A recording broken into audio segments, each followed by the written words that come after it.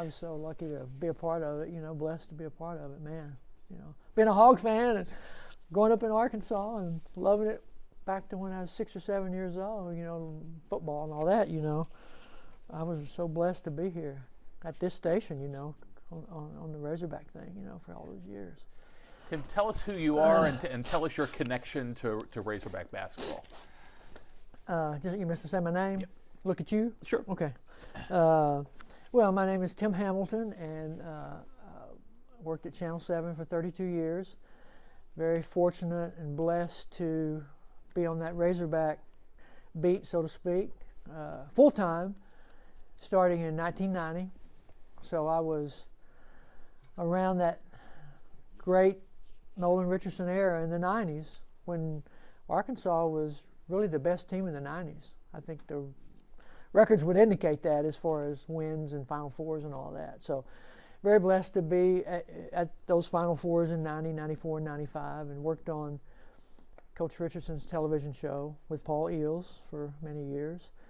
And, of course, that was an amazing thing there as well. Yeah, no doubt. So before you got on the beat full-time in 90, as you mentioned, you were a fan and you were an observer. The early days of Nolan Richardson, when he first got to Arkansas as the coach from Tulsa, what were your impressions of him? What do you remember from that time about Nolan Richardson? Well, I don't know that I knew much about him at all until he came to Arkansas. I mean, I know he was at Tulsa, but I don't think at the time I even realized they'd won the NIT. Or, maybe I did, but I just remember. I remember the press conference where Coach Broyles is sitting there with him, and the hog hat is there, and I just remember feeling how, I mean, just to say that again, but I recall I recall the press conference when Coach Richardson was hired, and I just remember thinking he is so thankful to have this opportunity to be at Arkansas and move up, so to speak, as far as jobs go.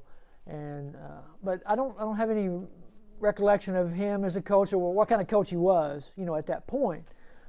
But fast forward, as you get into his career at Arkansas, I just remember, that first year wasn't good, and there was a lot of negativity out there about him. Did Arkansas make the right decision?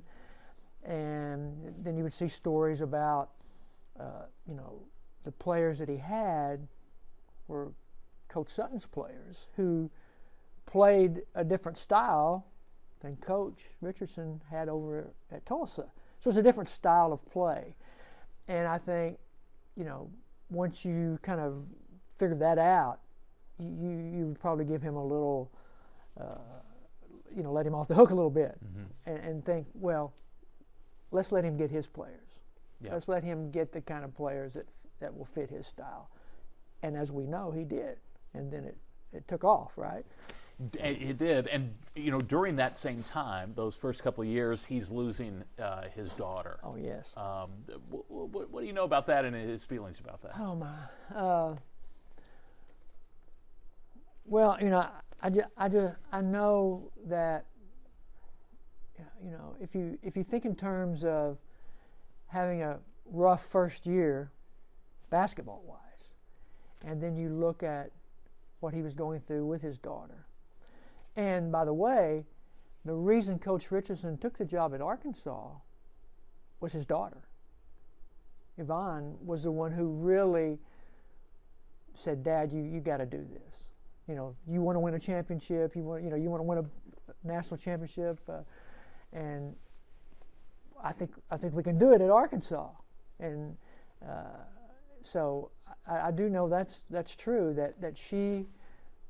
Because I think what was going on there was what Coach was worried about was he was concerned about moving her from Tulsa with what she was going through health-wise, the treatments and all that kind of stuff, and so she just wasn't sure that was he wasn't sure that was the right thing to do with her, and so once she said, "Dad, we got to go to Arkansas. You got to take this opportunity," then that took all the pressure off of him.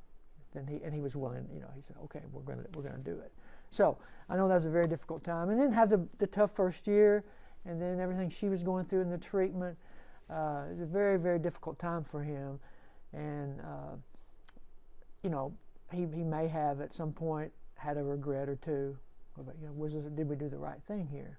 But they got past that, got through that, even though she did pass away. So yeah, that's kind of I don't know if that's anything what you're looking for there. That's great. That's fantastic. But I do, and he may have told you that, but Yep. that without her saying what she did to him, he might not have taken the job. Yeah, she was diagnosed a month before he accepted the job, which was amazing to me. So after those first 2 years that we mentioned, the program then kind of proceeded to explode with success. Kind of describe that ride that you took as Nolan transformed Arkansas into a national powerhouse. Wow.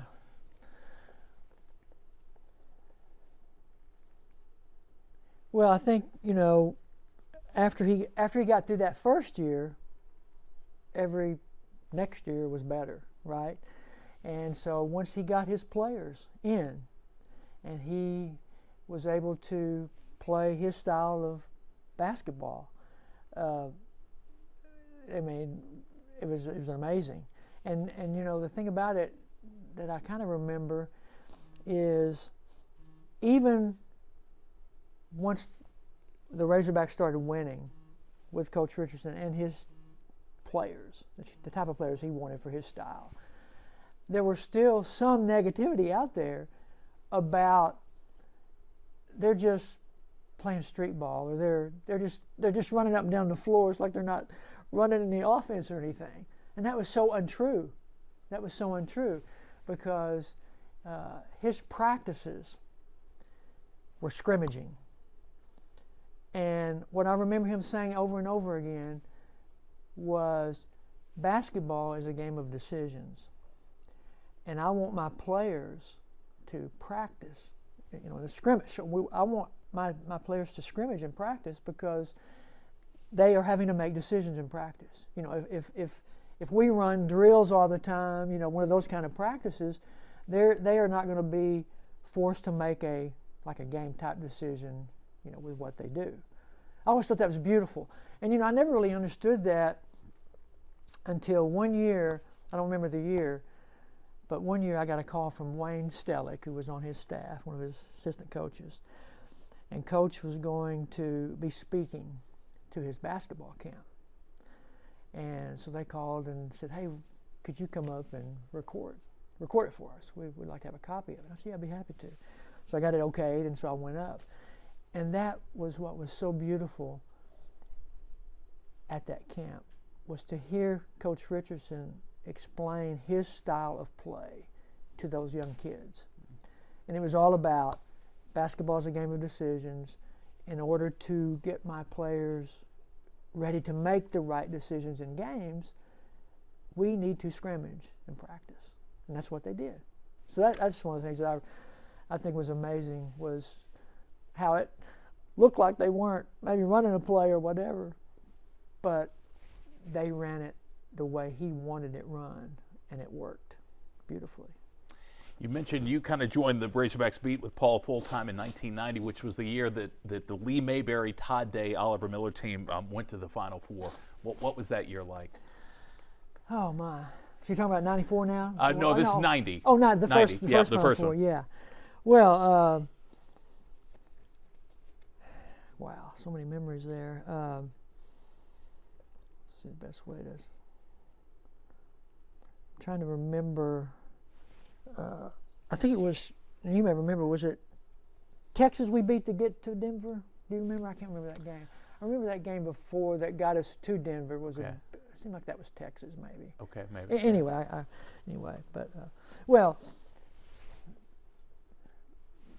the 90 Final Four, in Denver, was, Arkansas hadn't been to the Final Four since the 40s, right, or whatever year that was, way back.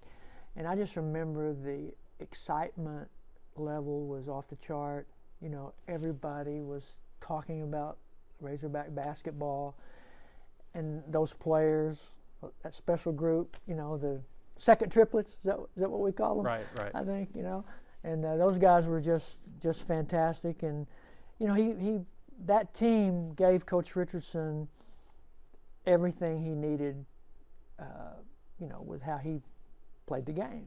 All the elements were there, Big O and of course Todd Day, who eventually set the scoring record or whatever it is, may still have it, I can't remember, but so Mayberry, just quiet guy, great leader, could hit a three or could not score any points and have a great game, So 90, everything came together for him in 90. He had exactly the kind of players he needed, and I remember the state being on fire, and every game was fun, every coach's show was fun. I mean, everything about 90 was so special because it was, the first Final Four in a long, long time. And then, of course, as we know, it just seemed like every year it got better. Exactly. It did take another group of players to come in to get them over the hump, yes, and to win that national championship. What were your first impressions of that group when they came in? Corliss, Scotty, Al Dillard, the 1993 to 1994 team. What stands out to you about them? Oh my gosh.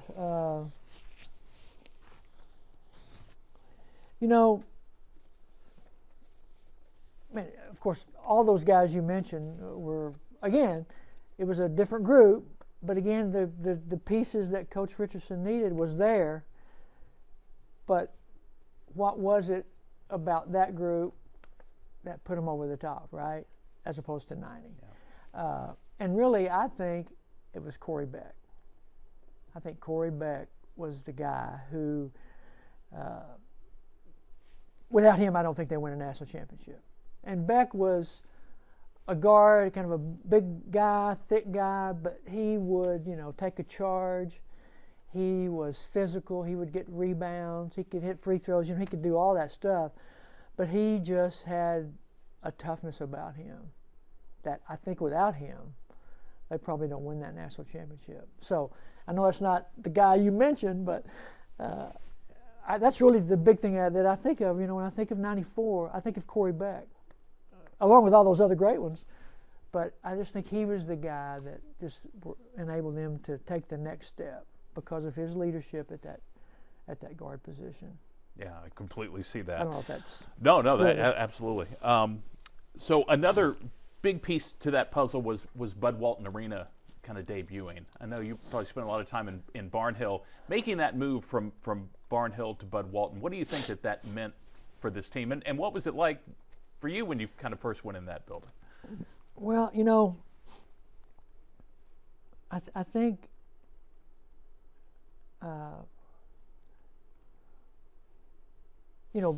it was so hard to get a ticket into Barnhill, right?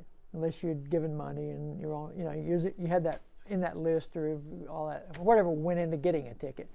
But 10,000, just not many ways to get a ticket if you weren't already, or if you didn't already have a ticket. So Bud Walton, double the size, right? And so it became a little easier, if you will, for other fans to have access. And so I think there were a lot of fans who wanted to go to games, be at games, and be a part of that great atmosphere. And they couldn't get in at Barnhill. But when it doubled in size, they could. So I just think a lot of people got access to games that couldn't have it before. So I think that's the big thing. It's just, the bigger building. And of course, it was beautiful and spectacular, and then what, I don't remember all but I know that they won every game that year or whatever and sold out. And of course, you look at the record, and I know this year was a little tougher, but just the overall record in that building through the years has been fantastic. But yeah, I think Bud Walton just gave more fans the opportunity to be at games, and of course that atmosphere, calling the Hogs and everything, was just double, right? Double excitement or double fun or whatever you want to call it. Yeah, no question. So there were a lot of fantastic regular season games that year, 93 into 94. We beat Missouri by 52 points, a team that went on to be undefeated in their own conference. They go on the road to Tennessee and win. They go on the road to Kentucky to win. Were those the games that stood out to you? What memories do you have? What particular game or games kind of stand out to you about that year? Oh man, the game, and I know it's not for 90. I mean the one game that's always number one on my list. Of course, number one would be Charlotte winning it all. But the first year we went to Lexington, and that's not what you're talking about here. But that was, we go there the first time and beat them. Yeah. I mean, that was amazing. Going down, coaches coming off the floor, and I'm right there. As he's walking off, and I follow him down the hallway, and then everybody coming in. But as he's walking off, he shakes hands. I'll just tell you this, but he shakes hands with the athletic director of Kentucky, a guy named Newton. I forget his first name.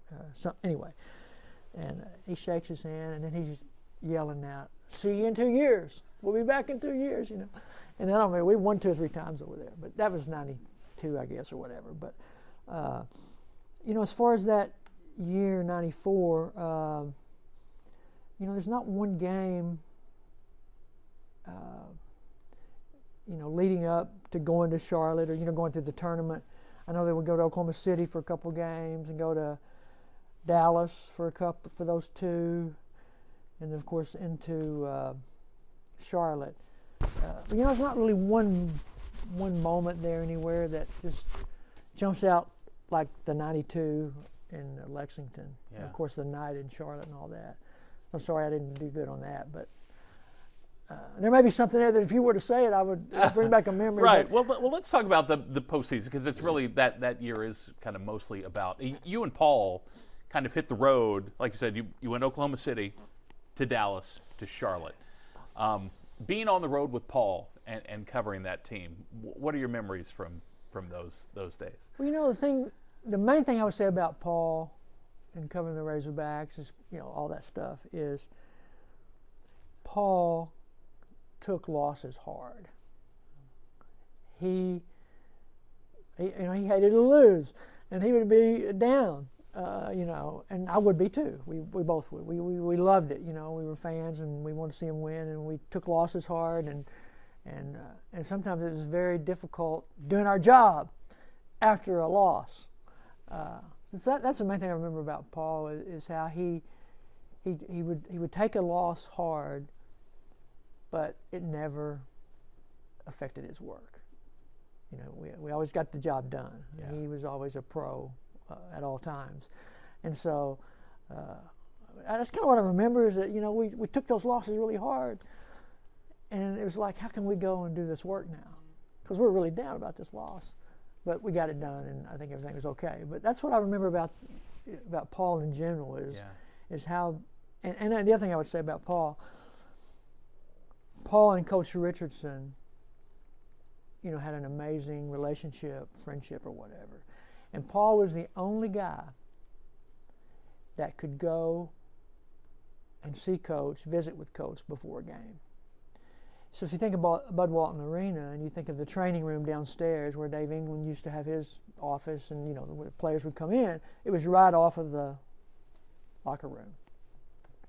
And Coach's routine before the games at Bud Walton was to go in that room, sit in a chair, and there was a TV up on the wall there. And he would go, and it was just his way of relaxing, before the game. And Paul could go in there and sit down with him and just talk. And they didn't talk about the game, they didn't talk about basketball, nothing about the game that night or anything to do with basketball. They just talked.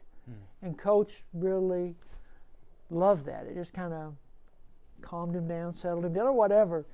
And that was a special deal. And I tried to sneak in a time or two. I didn't do it often, but there was a time or two where I would say, "Hey, Paul, could I go in with you this time? You think it'd be okay?" Said, "Yeah, come on, he'll be fine." And so those are great memories. The 2 or 3 times I did that, but. What was Nolan like, kind of behind the scenes? I mean, we all saw him, on the court, and we would see video of him from practice. But what were your impressions of what he was like as a man? Wow. Well, so many things I would say about Coach.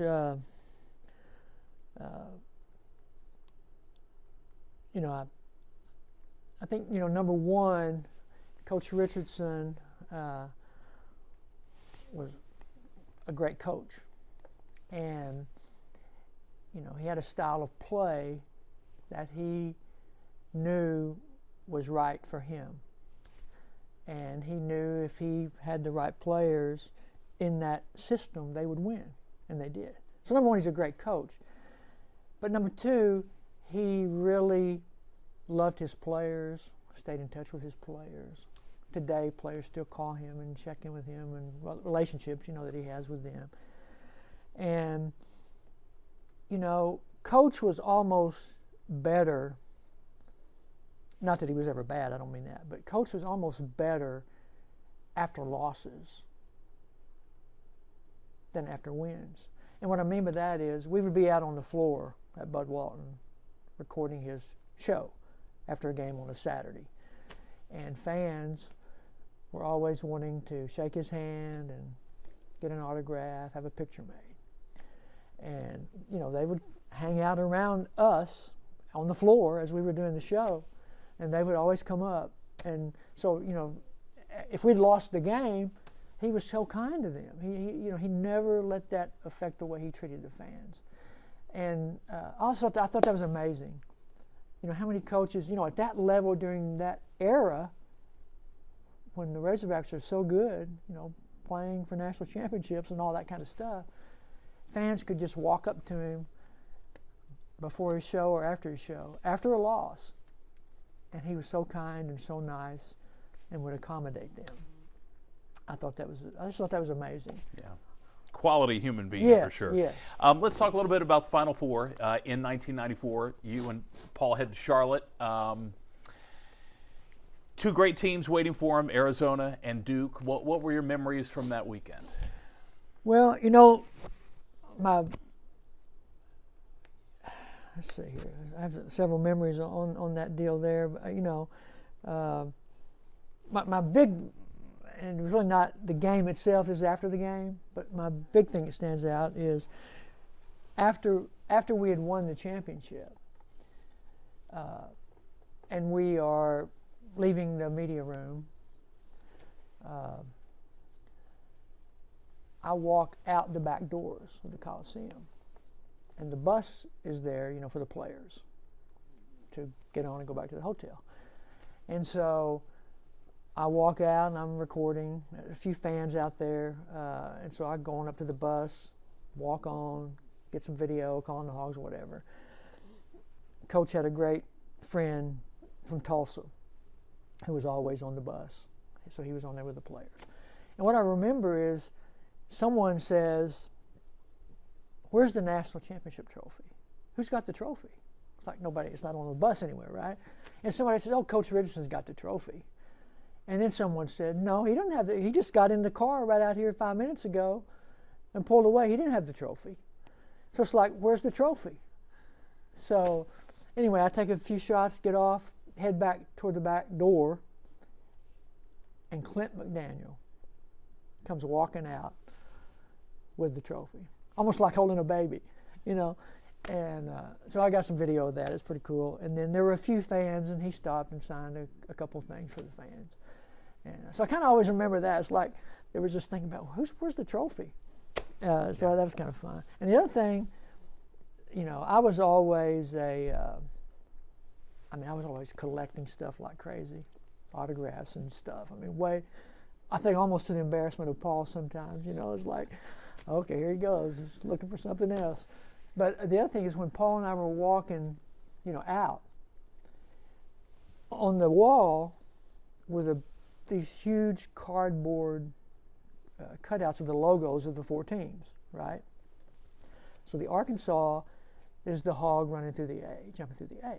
And so we're getting almost to the back as we're about to walk out.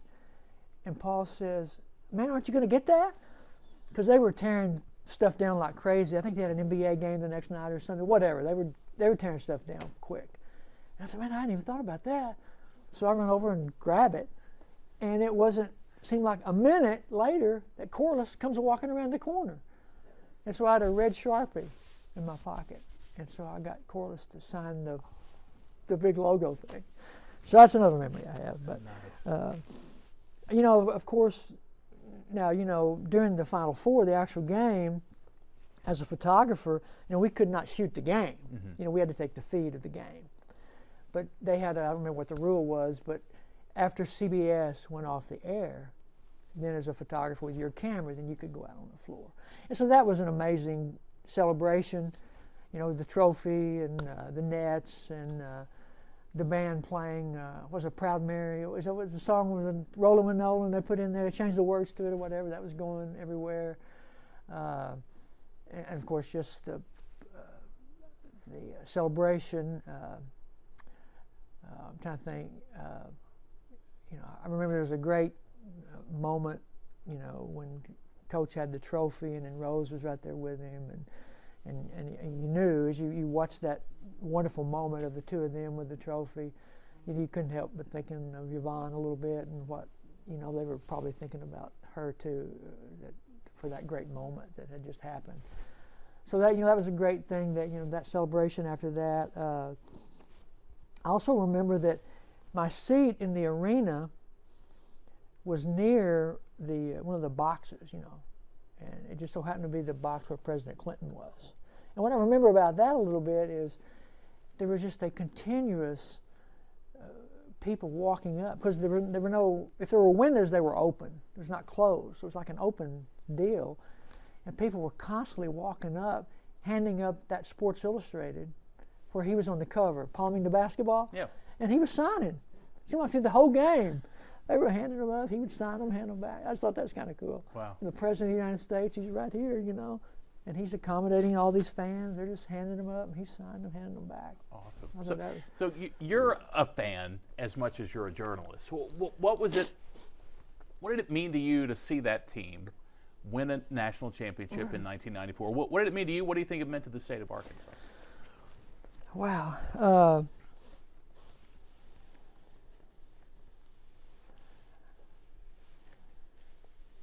Let's see, what could I say on that?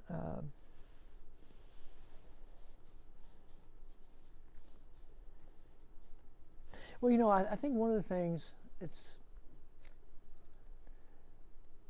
kind of interesting is, you know, I've had questions before. Maybe somebody might ask you, was, you know, being a fan and working in the media, you know, doing what I did, was how does that? It's almost like, how do you handle a loss? How do you deal with that? You know, if you're really a fan, and as opposed to working somewhere and you're covering a team that's about to win a championship, but it's not your team, you know, so you lose. I've had questions like that before, mm-hmm. And I think for me, it was almost like the camera allowed me to step away from being a fan for a moment or whatever. It's almost like looking into that viewfinder, which is black and white. It's almost kind of removes you from what's going on, in a sense. That makes it sound kind of crazy, but I kind of felt that a little bit at times. And so I think that allowed me to handle losses better, if that makes sense. But, you know, being an Arkansas kid and going through all that, the 94 championship is the most wonderful sports memory, you know, that I've ever had. You know, that moment, that memory, being there, experiencing that, being at the Razorback station when it happened, working with the voice of the Razorbacks when it happened. That's extra special, and you know, of course, the state went insane, right? And you know what? The other thing I remember is once it was over. Oh, the other thing I almost forgot about this. I think one of my favorite memories after it happened was the parade. Coming down Capitol Avenue, Coach and Governor Jim Guy Tucker in that. What's it called? The car? What's the car? They were in a no top on it. What do you call it? Yeah, convertible. Convertible. Yeah. Yeah. So I think the championship parade, when we came back home, coming down Capitol, Coach and Governor Tucker, it seemed like there were 100,000 fans out there. Now, I know it wasn't that many, but, I remember walking, and actually, I was at the beginning, near the state capitol where they got into the car. And my intention was, I will walk along a few steps and get a few shots. I ended up walking all the way down Capitol to the end because it was so exciting. It was so much fun. It was, the fans were just going crazy, and it seemed like they were everywhere. You looked up at the Dillard's building, which would have been over on my left as I'm walking down, and people were up in there, waving out the windows, yelling and screaming, and people were just like rushing the car to shake hands with Coach or the governor. It was like no security or anything, nothing like that. It's just people could just storm the car, and they were, and nobody seemed to be bothered by it. Coach was enjoying every second. Had a red jacket, I think, and sunglasses or whatever, and that was a special memory, that parade. And the other thing I remember is it seemed like the celebration around Central Arkansas lasted for days and days. It's like on a street corner there would be a T-shirt vendor selling T-shirts or a cap or whatever, And then, of course, the magazines started coming out, the commemorative Sports Illustrated, and people wanted who's going to have them, and, and that whole thing was crazy too. Walmart would get 20 copies, and somebody would walk in and buy all 20 of them, and you couldn't get a copy or whatever. But stuff like that, the magazines, all the commemorative stuff, the commemorative Coke bottles and the bumper stickers, all that stuff that goes into winning a championship.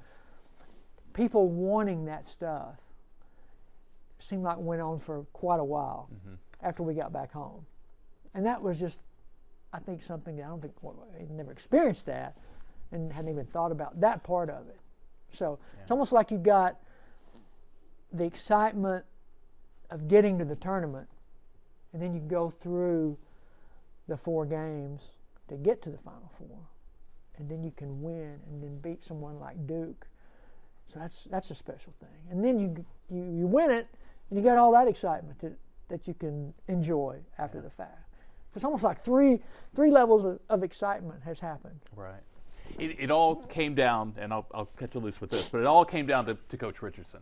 What do you think his legacy is as a coach in Arkansas and just as the person that he is? Oh man, that's a good question.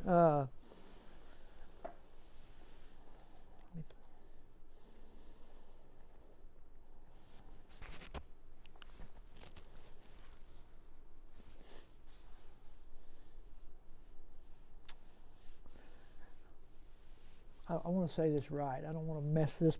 Yeah, sure. If there's one question I don't want to mess up, it would be this one, because I love Coach, man. He's been so kind to me.